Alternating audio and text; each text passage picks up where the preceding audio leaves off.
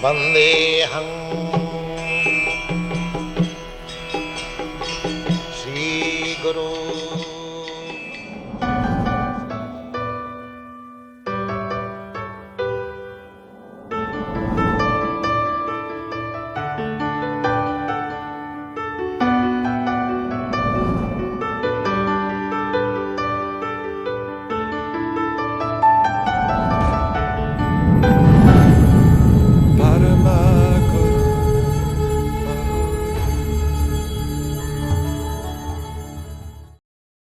Hare Krishna, welcome to today's program.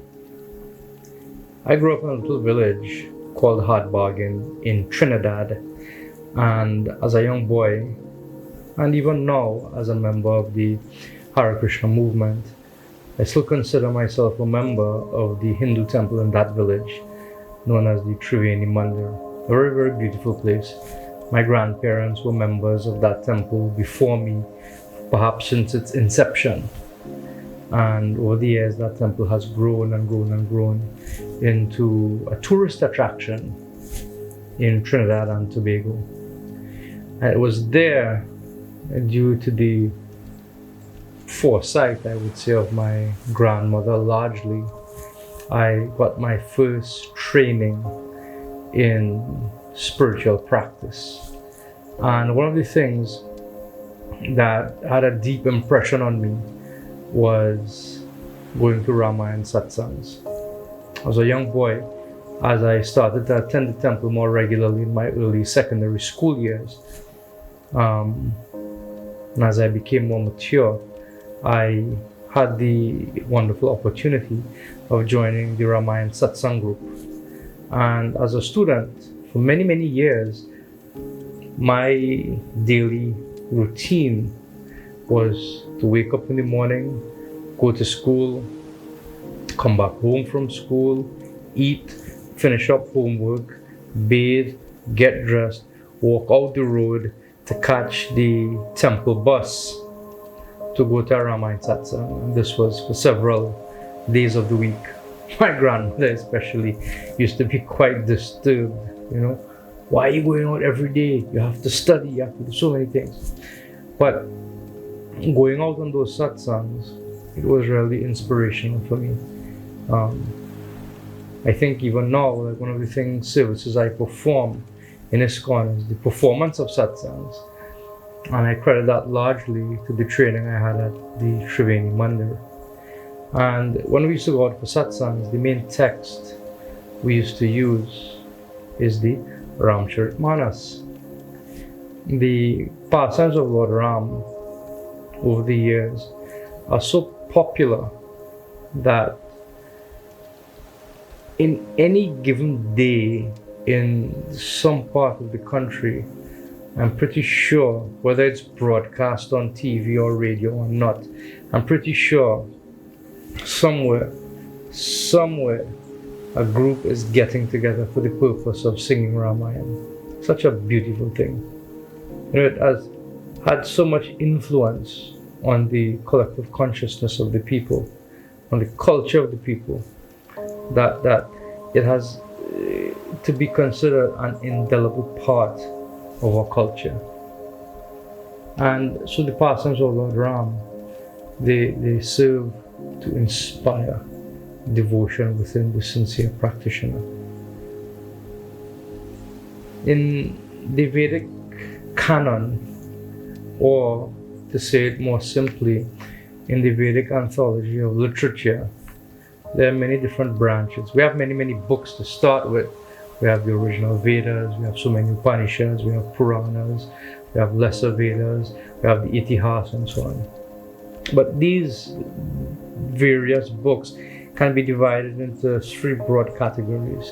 You have the Vedas, which includes the Upanishads, and the special quality of the Vedas is Shabda, or sound. The way how we chant the mantras of the Vedas is of significant importance. There's this history in the 6th canto of the Bhagavad Puran, where just a syllable was pronounced wrong. A short letter should have been pronounced long or something like that, and created a completely opposite effect. than what the chanter had intended. Instead of creating somebody who would kill Indra, it created a demon who would be killed by Indra. So it went completely counterproductive to the plan that they had at that time. So the sound of the Vedas is of great importance. The second category of literature is called Purana.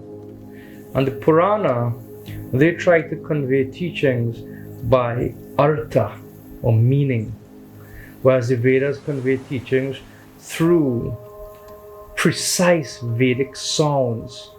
The Purana expands on the sounds of the Vedas by providing artha, or meaning. There's a third category of Vedic literature known as kavya, which are poetic renditions. The Ramayana is in the category of kavya, and not only is it in the category of kavya, it is considered to be a mahakavya.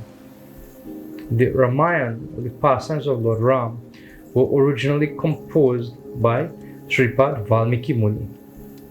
Since this composition of Valmiki Muni, many other retellings of the pastimes of Lord Ram have emerged. For example, in South India, you have the Ramayana of Kamba. In Northern India, you have the very beautiful Ramcharitmanas. When we think about Ramayana, we cannot distinguish it from sitting and singing its poetic compositions, whether as the Ramayana of Valmiki or Ramcharitmanas. And the idea of poetry is not only does it bring out meaning, it wants to stir emotion within the heart of the person who sings it and the person who hears it. And therefore, poetic renditions, they want to teach by what is called a bhava artha. They give meaning, but they also stir emotion. I remember a couple of years ago, I was attending a Ramayana satsang in Triveni. They were undergoing this endeavor to sing the entire Ramcharitmanas. And once a month, they would give a summary of the section they were singing, which they would have sung for those 3 weeks, and on the fourth week they would summarize. And I was, sitting in the satsang while they were just singing verse after verse, chaupai after chaupai, doha after doha. And as they were singing, I was following along in the text and reading the meaning and listening to the beautiful singing of the devotees, and also looking at the meaning of what was being sung. It stirred a very intense feeling, emotional state within my consciousness. Ramayana has that effect. It brings out the essence of the meaning, but it also stirs within us a deep emotion that wants to bring about love for the Supreme Lord. There's two very beautiful verses that glorify Valmiki Muni, the original composer of the Ramayana. I find them very significant. I'll attempt to sing these verses, although nobody ever comes to hear me sing, but I feel sometimes so moved by the glorification of Ram that I think I'll make an attempt. Hopefully you'll encourage me.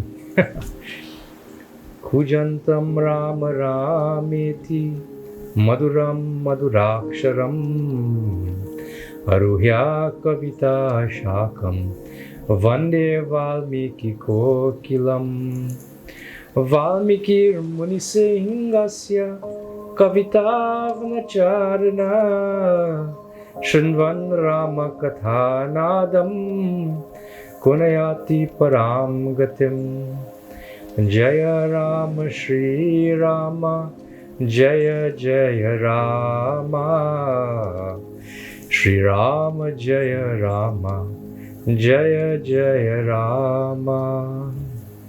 These two verses glorify Valmiki Muni. Kujantam Rama Rameti Madhuram Madhuraksharam Aruhya Kavita Shakam Vande Valmiki Kokilam. If the Vedic literature were to be considered a tree, then there's one branch of that tree that deals with poetic renditions. And on the tree, on that branch of the Vedic tree that deals with poetic renditions, there's a beautiful bird that is sitting on that branch, a kokila. And that bird is singing very sweetly. And what is it singing? Ram, Ram, Ram. And who is that bird? That bird is Valmiki Muni. Kujantam Rama Rameti Maduram Maduraksharam Aruhya Kavita Shakam Vande Valmiki Kokilam. So in this verse, Valmiki Muni is compared to a very sweet sounding bird. And what is the sweet song this bird is producing? Ram, Ram, Ram. In the next verse, it is said, Valmikir Munisinghasya Kavita Vanacharana Shrinvan Rama Kathanadam Kunayati Paramgatim. That is Valmiki Muni is roaring like a lion. Valmiki Muni Singhasya. And what is he roaring? Kavita Vanacharana Shrinvan Rama Katha. He's roaring the beautiful Katha of Ram. But Kunayati Paramgatim. One who hears this Katha, he is able to attain the ultimate goal. So somebody might question, how can the same person be described as both a sweet sounding bird and a lion that roars? And the meaning is given as follows. That to hear the narration of the pastimes of Ram, it is very, very sweet. It is very, very pleasing. But when we understand the meaning of this glorification of Ram, when we understand the meaning of the pastimes of Ram, of the verses that glorify Ram, it is like the roar of a lion that clears out all misgivings, misinterpretations, misunderstandings, and arthas that sit within the heart and establish us firmly on the path to the supreme abode of the Lord, Param Gatim. So therefore Valmiki, he sings very sweetly, but he roars very loudly. And therefore Ramayana is such a book that is very sweet to hear, but when we understand the depth of meaning, it can purify the consciousness. It can establish us firmly on the path of the supreme goal. Ramayana is a very beautiful book. One of the settings of the Ramayana is that Dasharatha, he has many wives, but until this day he's unable to have any sons, and he's feeling very dejected, very despondent. 60,000 years of his life have passed and he's unable to get a son. He's advised by the elders that he needs to perform a yajna by the name of Putra Kameshti. In order to perform this Putra Kameshti yajna, he has to first perform an Ashwamedha yajna. He successfully carries out the Ashwamedha yajna, and with the assistance of Vashishta and especially a rishi by the name of Shringa, Rishi Shringa, he successfully carries out the Putra Kameshti yajna. The personality of the yajna who is being worshipped emerges from the sacred fire bearing a pot, sweetened rice, payasam. He presents it to Dasharatha. Dasharatha divides the sweet rice amongst his three principal wives, Kaushalya, Sumitra, and Kaikeyi. They each partake of the sweet rice, and about 1 year after partaking of the sweet rice, 4 sons are born. Ram, the Supreme Lord, appears as the son of Kaushalya. Bharat appears as the son of Kaikeyi, and Lakshmana and Shatrughna appear as the sons of Sumitra. They are educated by Dasharatha in warfare, in the various skills that would be needed to be successful as rulers and administrators of society. And as Dasharatha sees that they're growing and becoming blossoming youths, he begins to contemplate the marriage of his sons, especially that of Ram. And just as he's thinking about the marriage of Ram, Vishwamitra Muni appears on the scene. And as he appears on the scene, Dasharatha becomes overwhelmed with happiness. He extols or exclaims to Vishwamitra that I feel like a parched tract of land that has just been quenched by rains. I feel like a weary and thirsty traveler who has received a pot of nectar. I feel in your presence, my dear Rishi, like a barren woman who has become pregnant with a child. I am ready to offer whatever you desire without hesitation. Do not delay to ask. Vishwamitra smiles when he hears Dasharatha's promise. And he says that your line is so great. Never before has a king in your line gave his word and failed to uphold it. He begins to describe a yajna he is performing in his ashram that is being obstructed by very powerful rakshasas, especially by Maricha and Subahu. And then he asks Dasharatha, he says, Swaputram Rajashardula Ramam Satya Parakramam Kakapakshadaram Suram Jeshtam Me Datum Arhasi Jaya Rama Shri Rama Jaya Jaya Rama Shri Rama Jaya Rama Jaya Jaya Rama. He says, O tiger among kings, O Raja Shardula, Swaputram, your own son, I want you to give him to me. Datum Arhasi. Which son? Ramam. I want you to give me Ram. He's Satya Parakramam. He's the Supreme Lord. Kakapaksha. Yes, that same son who you hold most dear with his beautiful locks of hair coming down the side of his face. Jeshtam me datum arhasi. Give your son to me, the eldest one. He says, Abhipretam asma saktam atmajam datum arhasi.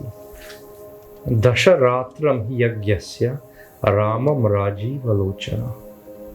Without delay, Atmajam, give me your dearest son, just for 10 nights, for the purpose of protecting my yajna. This Ram, whose eyes are as beautiful as a lotus petal, like a lotus flower. When Dasharatha hears this, he faints. He remains unconscious. Valmiki Muni says for one muhurta, which is approximately 48 minutes. And Dasharatha begins to reply in a very,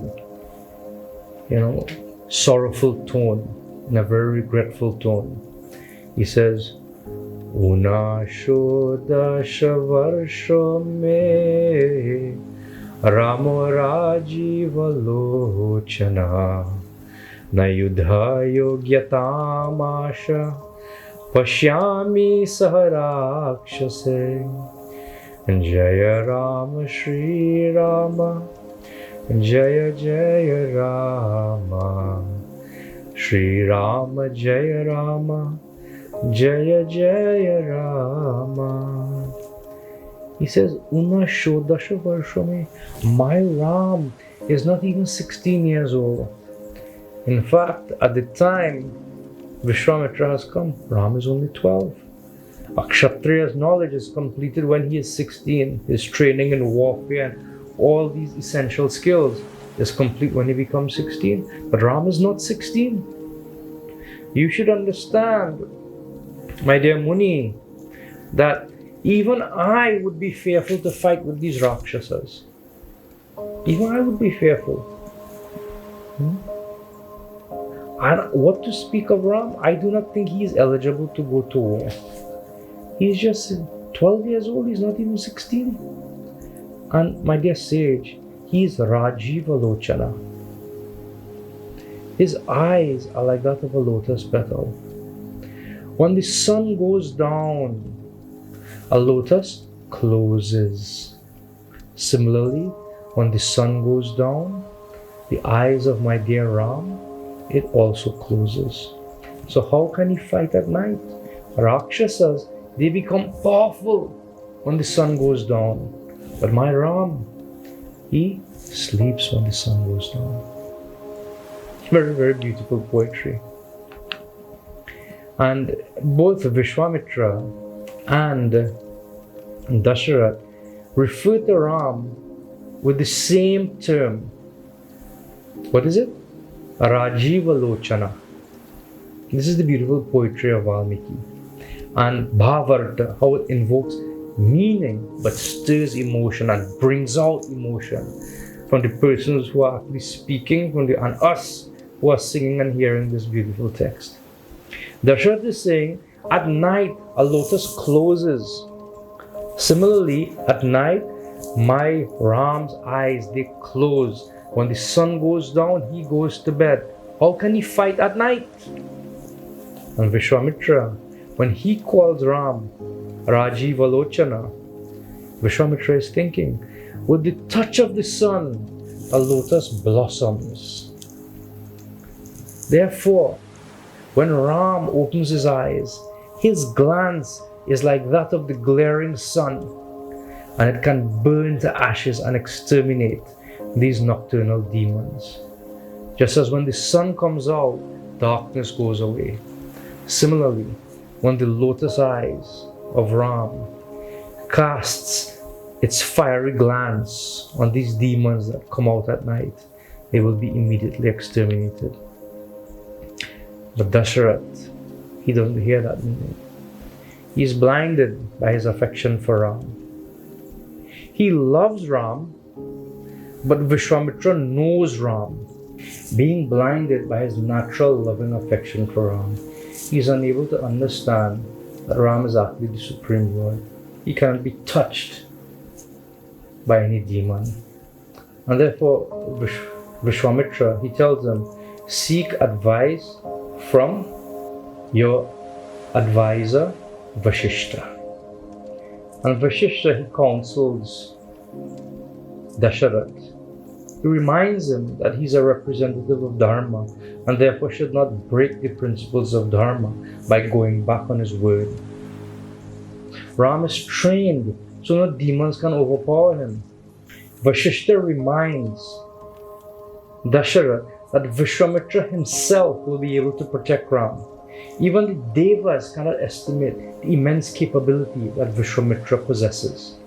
In fact, Vishwamitra himself has knowledge of very, very powerful celestial weapons, and if need be, he will use them on these demons. So this little exchange that takes place between Dasharath, Vishwamitra and Vashishta, we can learn some valuable lessons from it. And Dasharath, when Vishwamitra comes to his kingdom, he immediately gives his word. He was in a very emotional state. He didn't give proper thought and consideration to what he was doing or what the price might be that Vishwamitra might ask him to pay. We have to be very careful as well. We are not in a position like Dasharath that we can make a promise that can be backed up. But just like Dasharath, we have to be very careful that we do not make promises or give our words in situations when we are emotionally charged, whether positively or negatively. We have to be very careful. And on the other side, Sometimes when we find ourselves in a state of being emotionally charged, it is not often possible to see things with the proper framing. And therefore it's important to have competent persons around us who can guide us on the right path and help us to make proper decisions, especially in crucial and decisive times when there will be actually real consequences to the decisions we make. And therefore Ramayana, when we go into it, it is pregnant with meaning, and it gives us a framework that we can apply in our own lives when we properly understand the meaning. So Ramayana itself is very beautiful to hear, is very beautiful to narrate. So these are just some droplets I thought I'd share with you today, and I hope it encourages you in your devotion to Ram. Hare Krishna. Sitaram, Jaya Jaya Sitaram, Jaya Jaya Sitaram, Jaya Jaya Sitaram. Oh!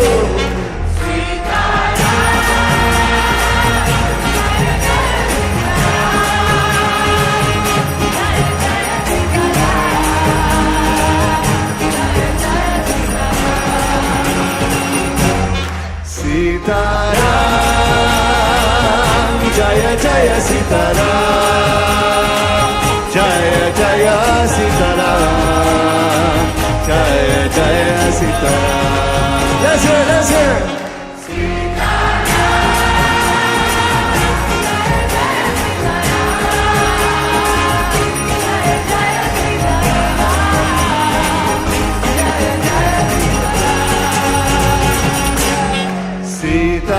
Sitaram, Jaya Jaya Sitaram, Jaya Jaya Sitaram, Jaya Jaya Sitaram. Hop, hop, hop, hop.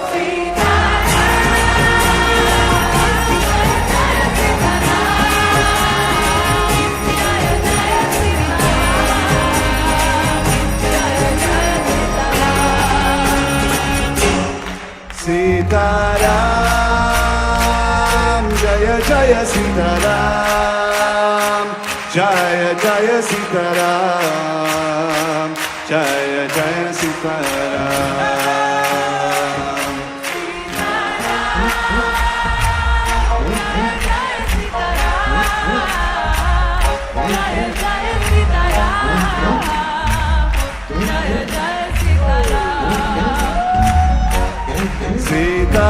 Sitaram, Jaya Jaya Sitaram, Jaya Jaya Sitaram, Jaya Jaya Sitaram. Let's hear it, please.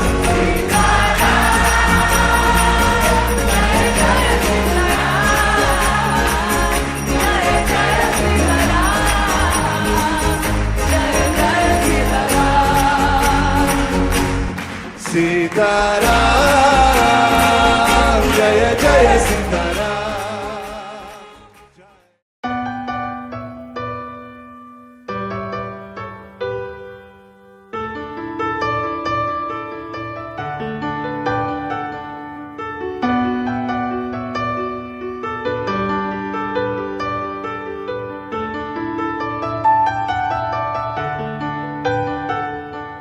Parama Karuna Pahudvijana Nitai Gaura Chanda